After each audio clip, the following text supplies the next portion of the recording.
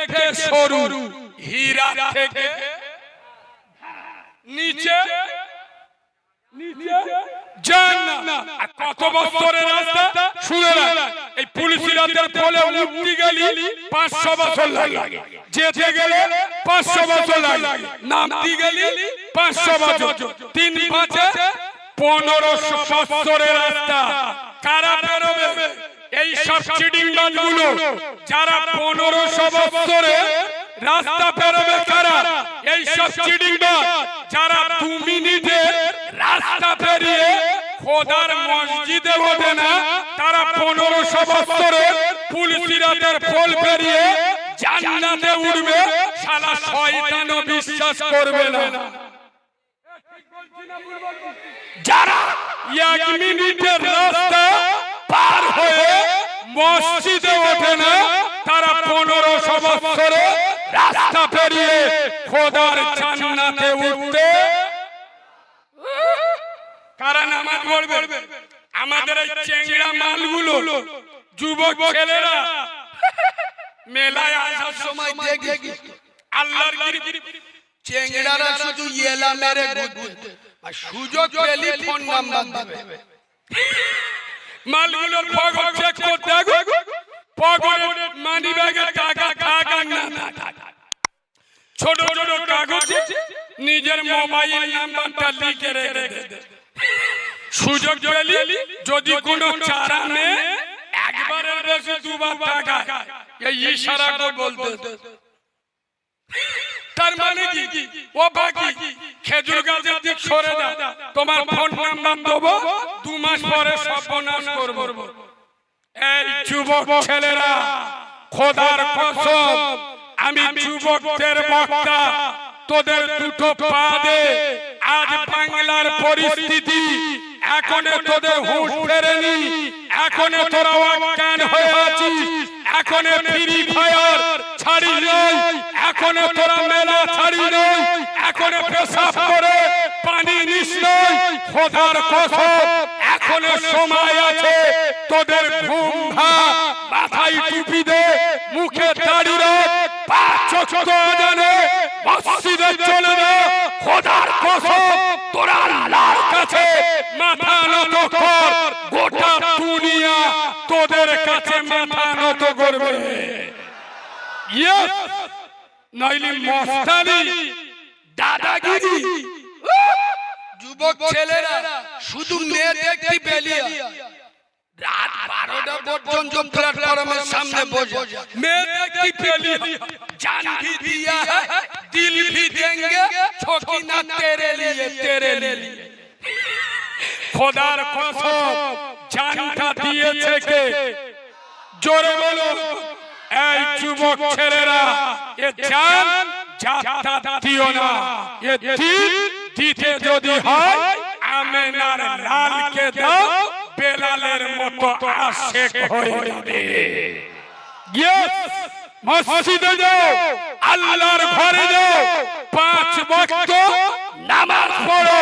আল্লাহ উদুমত করলাম। আগেকার পরিবেশ এখনকার পরিবেশ আলাদা। শোনেন, আগে মৌলবীরা ওয়াজ করত সুদ খেলে নামাজ হবে না, বলতো না। অনেক মৌলবী ওয়াজও করে, দেখবে সুদ খেলি নামাজ হবে না, মদ খেলে নামাজ হবে না। এখন যদি ওয়াজ করি যে সুদ খেলি নামাজ হবে না, এখন তো মোল্লাদের গ্রামে 100-র মধ্যে 98টা বাড়ি কোনো না কোনো ভাবে সুদ ঢুকে গেছে। আমরা যদি ওয়াজ করি সুদ খেলি নামাজ হবে না, তাহলে ও খ্রিস্টানগুলো জীবনে নামাজ পড়বে? কথা বলে না যে নামাজ পড়লি যদি নামাজ না হয় তা বেকার নামাজ পড়ে ওই জন্য এখন ওয়াজ করলে আমি এখন কি ওয়াজ করছি জানেন? শোনো, ভুটিয়ারির বেদবেরিয়ার মুসলমান, সুদ খাচ্ছ, খা, শালা জন্মের খাওয়া খা, কিন্তু নামাজ পড়। মদ খাচ্ছিস, যাবার খাওয়া খা, নামাজ পড়। বাম্মার ভাত দিস না, তো দিতে হবে নামাজ পড়বো। আচ্ছা পরের মেয়ে চোখ মারি মা নামাজ পড় কেন? এই বাবু গায়ের জোরে ওয়াজ করছি না, দলিল দেব কোরআন থেকে, ভালো করে শোনে। এখানে কি যুক্তি দিলি আপনারা সহজে বুঝতে পারবেন দাদা। একটা মেশিন উঠেছে জামা কাপড় কাঁচা মেশিন, ওটা আপনারা কি বলেন? Washing machine. খুব গুরুত্ব দিয়ে শোনে, ওয়াজ কোথায় ঠেলে উঠবে, লাস্টে চোখ বুলু হয়ে যাবে। শোনে, আচ্ছা ওয়াশিং মেশিনের কাজ কি? কি পরিষ্কার করে? এই জন্যই তোমরা মার খাও। অর্ধেক বলে অর্ধেক বলে না। পরিষ্কার বলো। ওয়াশিং মেশিনের কাজ হলো ময়লা পুরাতন জামা কাপড় ভিতরে ঢুইকে দাও, পরিষ্কার করে বার করে দেবে। আরে হ্যাঁ না, ওয়াশিং মেশিনে কেউ কি নতুন জামা কাপড় দোকান থেকে কিনে এনে ওয়াশিং মেশিনে দেয়? ওয়াশিং মেশিনে কোন জামা কাপড় দেয়? ময়লা পুরাতন জামা কাপড়। কারণ ওয়াশিং মেশিনের কাজ কি? পুরাতন ময়লা জামা পরিষ্কার করা। বেদবেড়িয়ার মুসলমানের বাচ্চা, খোদার কসম হাজার গুনাহ করিস, নামাজ পড়। নামাজে দাঁড়াবি, নামাজ হলো গুনার ওয়াশিং মেশিন। নামাজে দাঁড়িয়ে যাবি, গুনাহ পরিষ্কার হয়ে যাবে। আরেকটু জোরে বলুন, আরেকটু চিল্লে বলুন। এটা লেখা আছে কোথায়? কোরআনে বলেছে রহমানে বিশ্বাস করে মুসলমানে। কোরআন বলছে ইন্না সালাতা তানহা আনিল ফাহশাই ওয়াল মুনকার। তোরা নামাজ পড়, নামাজ তোর মদ থেকে বাঁচাবে, সুদ থেকে বাঁচাবে, জেনা থেকে বাঁচাবে, অন্যায় থেকে বাঁচাবে। দাঁড়া, এই ভাই আমি আপনাদের নামাজ মাফ করে দিচ্ছি। আপনারা নামাজ পড়বেন না। দু ধরনের লোক, এই দু ধরনের ভিতরে যারা পড়বে আপনাদের নামাজ পড়তে হবে। গুনাহ যদি হয় আমার হবে। এই মাই কি বলছি, এতগুলো নেই, পুরো বাংলা শুনছে। শুনুন, দুই ধরনের লোকের উপরে নামাজ মাফ, নামাজ ফরজ নয়। কয় ধরনের? জোরে বলুন।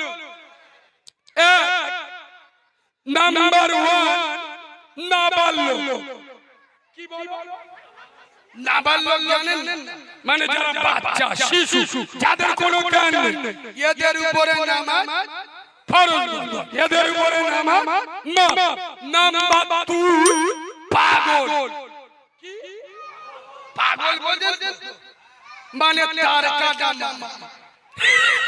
এই দু ধরনের লোকের উপরে নামাজ মাফ। বল বেদবেড়িয়ার মুচো মানে ছানা, তোরা যারা নামাজ পড়িস না, এই দুটোর ভিতরে কোন নামটা তোদের পছন্দ সেইটা দিয়ে যায়। তোরা যারা নামাজ পড়ি না, নাই তোরা নাবালক। আর যদি বলিস আমরা নাবালক, তাহলে তিনটে এড়ে গরুর জন্ম দিলি কি করে রে? লজ্জা শরম নির্লজ্জ বেহায়া, চার পাঁচটা বাচ্চা জন্ম দিলি, তখন সাবালক। আর নামাজের সময় নাবালক। তোরা যারা নামাজ পড়িস না, তোরা নাই নাবালক, নাই তোরা পাগল। খোদার কসম নবী বলে যাচ্ছেন, আসসালাতু মিরাজুল মুমিনিন। বান্দা যখন নামাজে দাঁড়িয়ে যায়, আল্লাহ এবং বান্দার মাঝখানে কোনো পর্দা থাকে না। যত ওয়াজ করো মোল্লারা সারবি, অনেক জনের ছাল লাগে, আমি বললি অনেক জনের চালা করে। আচ্ছা আপনারা বলুন, আমাকে যে নিয়ে এসেছেন 15-18 হাজার টাকা, আমার পরে যে বক্তা আসবে তাকেও 15,000 18,000 টাকা দিয়ে নিয়ে আসছে।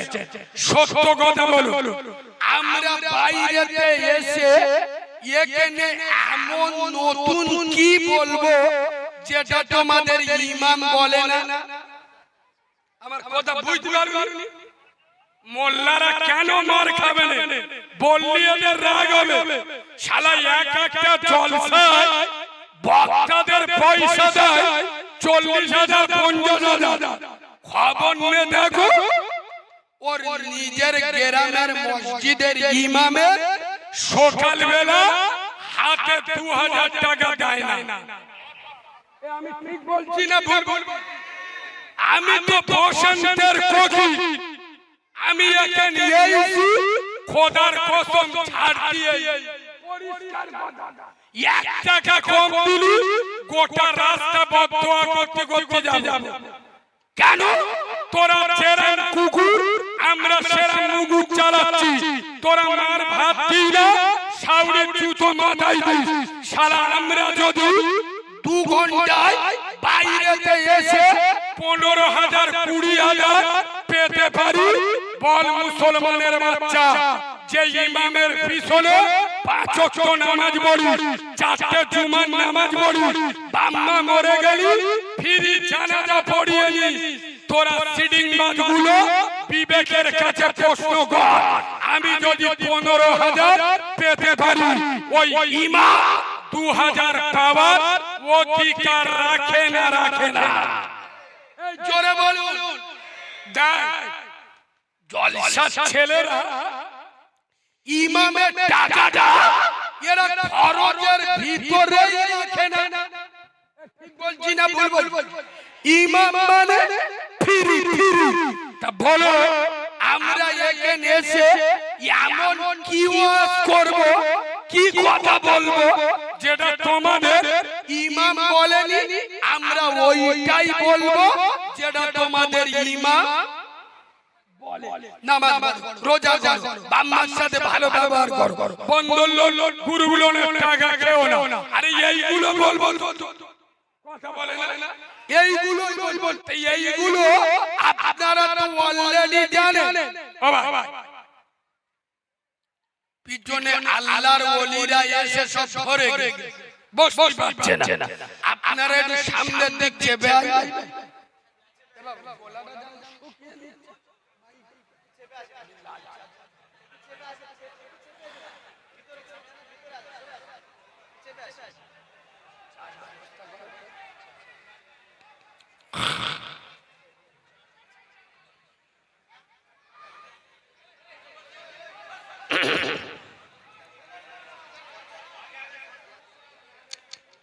পিছনে ভাইরা একটু সামনে আসুন। এরা কি বাংলা বোঝে না? দেখে আসে কথা না বলি, আমার সময় খুব শর্ট, কথা না বলি। আমি একজন দ্বীনের আলেম, এদেরকে সরে আসতে বলল, হেঁকাতে হয়ে বসে হয়েছে, এক চুল নড়ে। তাহলে যারা আলেমদের কথা শোনে না, এদের হেদায়েত হবে। মার ইমলি খেয়েছে, নেতারা বলেছে পেটো বোম মার, শালা পেটো বোম মেরে। আর মৌলবীরা বলেছে মসজিদে যায়, রস কি ইমলি মরেছে। যারা আলেমদের মানে না, আলেমদের কথা তালকে রাজ্য করে না, এদের মাথায় তো বজ্রাঘাত পড়বে। ঠিক বলছি না ভুল বলছি?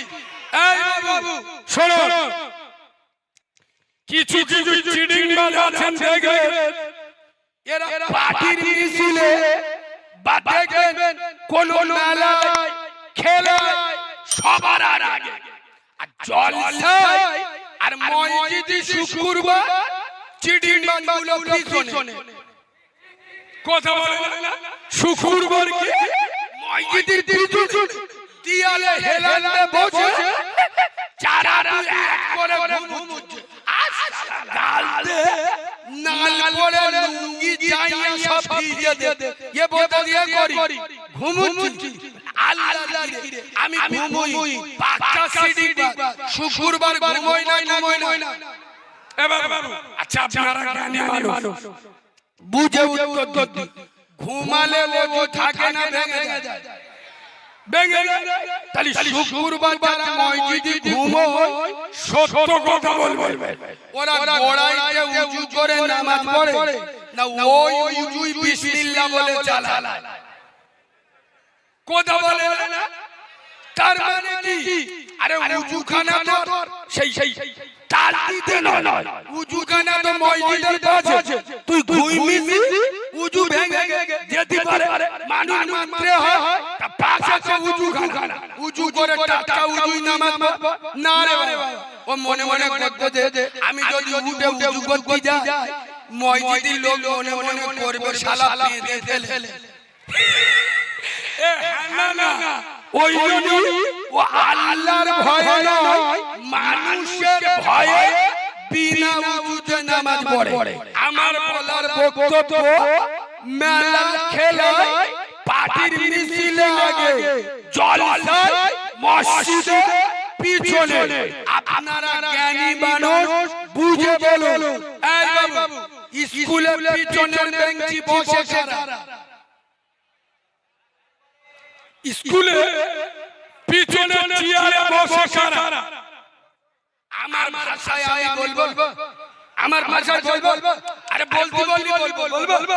শোনো, স্কুলে পিছনে চেয়ারে বসে কারা? বিড়ি খাওয়া মাল যারা। স্কুলে পিছনের বেঞ্চি বসে কারা?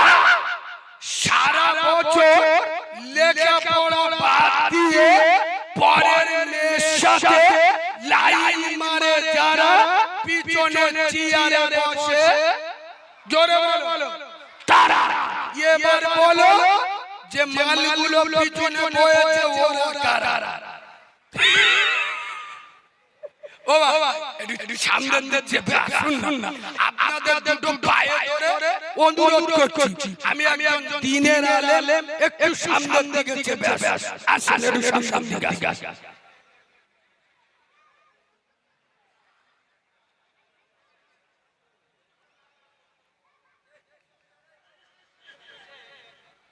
বাবু ওই মাঝখানে জায়গায় বসো, মাঝখানে বসো। চলো আমি যে লাইনে যাচ্ছিলাম, বেনামাজি কত বড় ডেঞ্জারাস পাপী আমি আপনাদের একটা মশলা বলছি। এই মশলা সব সময় মাথায় আসে না, খুব গুরুত্ব দিয়ে শুনবেন। আপনি রাস্তা দিয়ে হেঁটে যাচ্ছেন, খুব গুরুত্ব দিয়ে শুনুন। মশলাটা খুব ডেঞ্জারাস মশলা। আপনি রাস্তা দিয়ে হেঁটে যাচ্ছেন, এখন এমন এক জায়গায় গিয়েছেন সামনে যাবার কোনো পজিশন নাই, পিছনে যাবার পজিশন নাই। এখন নাই না ডান দিকে সরতে হবে না আপনার বাঁ দিকে সরতে হবে। এখন ডান দিকে বেনামাজি, ডান দিকে সরলে বেনামাজির গায়ে গালা লাগবে, আর বাঁ দিকে সরলে কুকুতা মানে কুকুরের গায়ের দুর্গন্ধ আপনার গায়ে লাগবে। আপনারা জ্ঞানী মানুষ বুঝে উত্তর দিন, আপনি কোন দিকে সরবেন? ডান দিকে বেনামাজি, বাঁ দিকে কুকুর। ডান দিকে সরলে বেনামাজির গায়ে গালা লাগবে, বাঁ দিকে সরলে কুকুতার গায়ের দুর্গন্ধ গায়ে লাগবে। উত্তর দিন কোন দিকে সরবেন? ডান দিকে না বাঁ দিকে? আরে বলবেন তো। বাঁ দিকে মানে কুকুরি দিকে, তাই তো।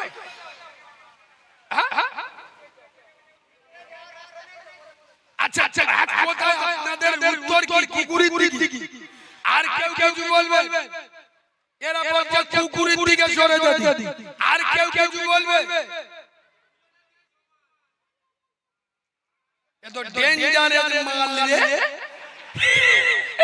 এ তো জিবরাইল ভূত ভাই। এ বাবু এখানে এরা বলছে কুকুরের দিকে সরে যেতে।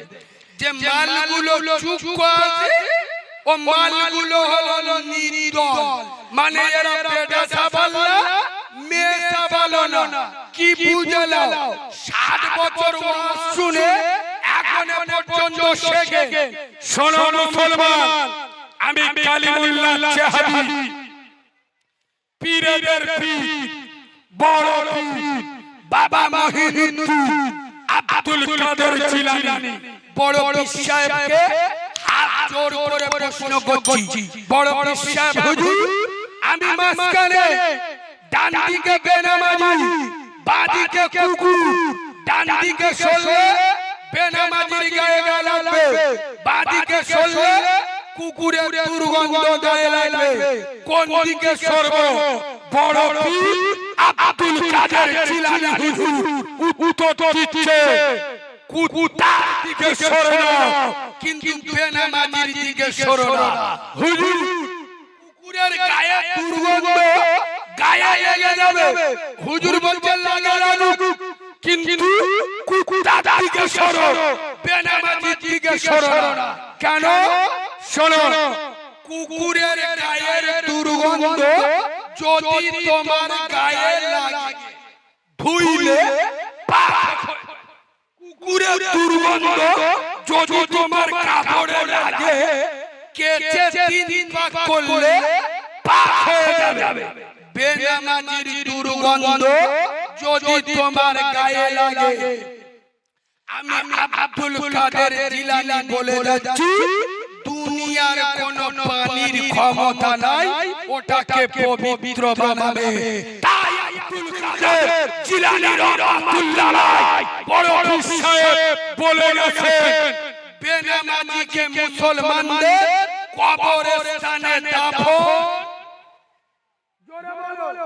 বেনামাজিকে মুসলমানদের কবরস্থানে কবর দেবে না।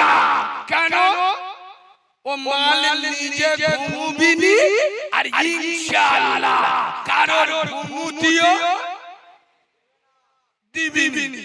বড় পীর সাহেবের ফতোয়া যদি আজ বাংলার মাটিতে প্রযোজ্য করা হয়, খোদার কসম তোরা রেগে গেলি, আমার বয়ে গেল।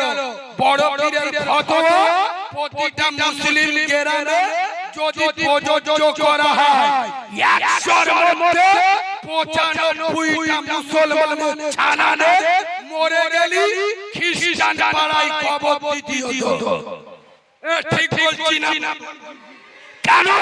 খোদার কসম, এই মুসলমানের বাচ্চা কবে বুঝবে, কবে শিখবে নামাজ ছাড়া মুসলমান হয় না।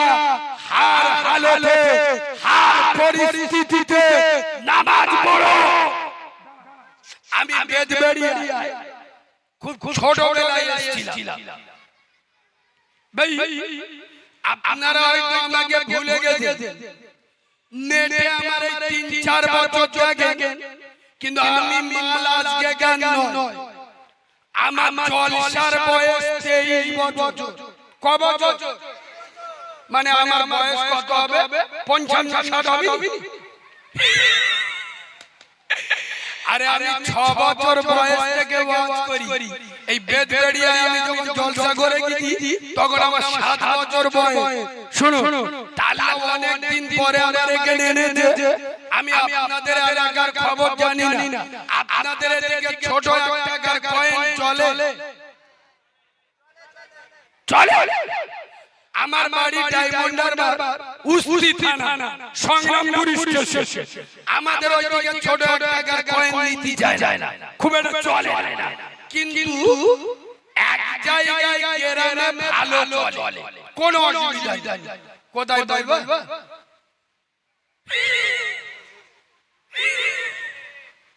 ভাই কোথায়? বিশ্বাস করুন, আমি প্রতি শুক্রবার আমার গ্রামের মসজিদে ওই কোটোয় টাকা তোলে না, আমি কোটো টাকা গুনি। তো প্রতি শুক্রবার দেখবো শালা 3-4টে ওই মাল পেয়েছি। কি ছোট 1 টাকার রমজানের 3 মাস আগে আমি মসজিদে বসে খুতবা হচ্ছে, নামাজ পড়বো। আমার সামনে একটা যুবক ছেলে, চেংড়া ছেলে, ওই কোটো আসতেছে, শালা আমার দেইকে যাতে আমি রেগে যাই। একটা হলি নাই হয় দুটো ছোট 1 টাকার কয়েন আবার উঁচু করে শালা কট কট করে দিলে আইতে দেখি আল্লাহর কিরে বাবা ও চোখ নীল হয়ে গেছে বলছে কালী মোল্লা ভাই ওর আর টাকাও নেই আলি কেন বলে যেটা কোথায় চলে না সেটা মসজিদে চলে আই বলি কি রে বলে এই তুমি ওয়াজ করো যেটা কেউ পারে না সেটা পারে কে যা শালা মাথা পেটার মলম নে পোদে পেটাই ঘষে দে কাজ হবে এবার তোমাদের মসজিদে দেখলু খুব সুন্দর মসজিদ আচ্ছা আপনাদের মসজিদে শুক্রবার কোটো ছাড়ে শোনো তোমাদের মসজিদে শুক্রবার কোটো চলছে আর তোমাদের পাড়া একটা কি পেলো মানে খুব ভোগী ঘাপটি মেরে বসে আর ওই কোটো আসতে আর চোখে দেখে কোটো আসতে এ পকেটে হাত দিয়ে খুঁজে কি কি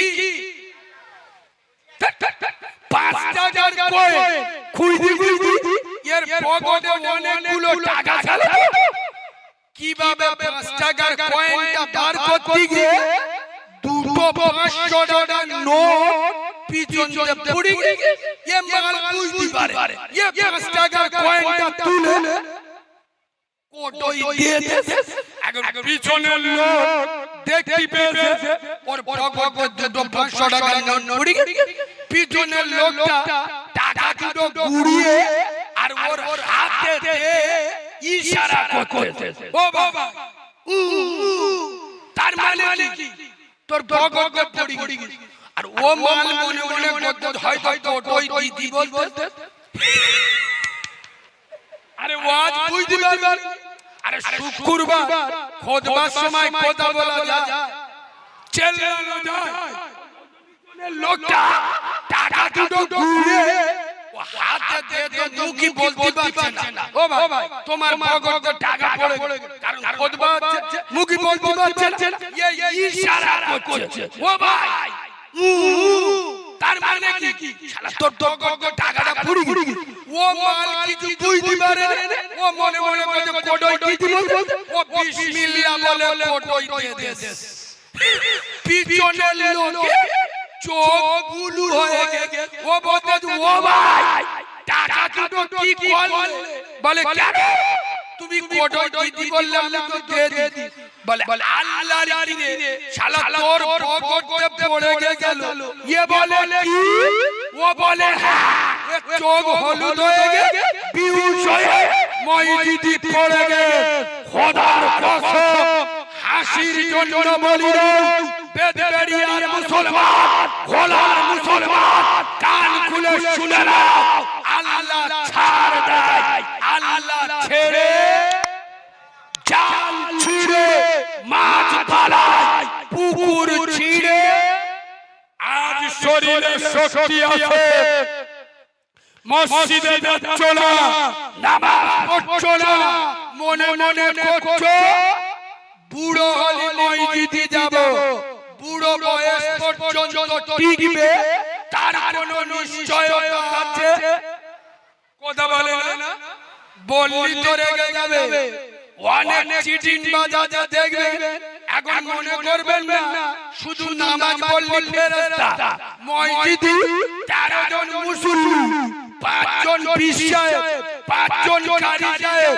আর 3 জন শালা চুগলখোর এতদিন শরীর ভালো ছিল মসজিদে যায় এখন ওদের মালা ভেঙে গেছে হাঁটুর মালা ছিঁড়ে গেছে শালা চিয়ানে মসজিদে আল্লাহু আকবার জিবরাইল এসে বলে আল্লাহ আদলা ইটির বাড়ি মাথায় ঝাড়বো পুরো চিটিং বাজের বাচ্চা যখন হাঁটুর মালা ভালো ছিল তখন মসজিদে আসে এখন হাঁটুর মালা ভেঙে গেছে চিয়ানে মসজিদে মস্তানি মারতিয়ে ঠিক বলছি না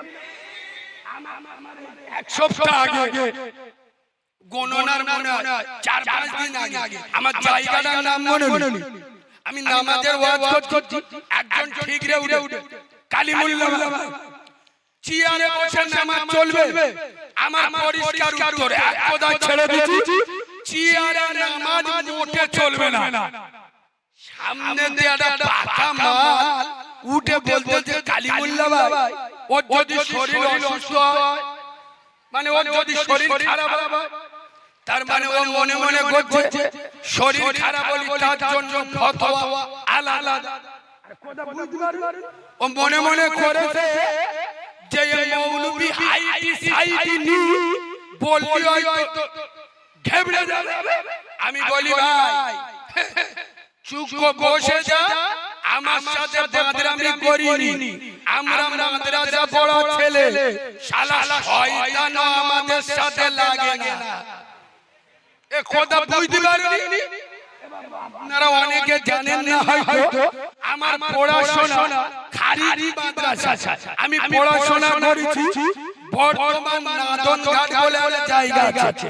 আমি নাদনঘাট মাদ্রাসার ছাত্র। কথাটা মনে উঠলো বলে বললাম। এক মিনিট শুনুন। আমি তখন ফার্সি জামাতে পড়ি, তো আমাদের ওস্তাদ চায় তো একটু ইঞ্জিলি মফিটা দি। এবার আলোচনা অসুবিধা আছে কি? অসুবিধা আছে? শোনে, আমি ভুলে যাব।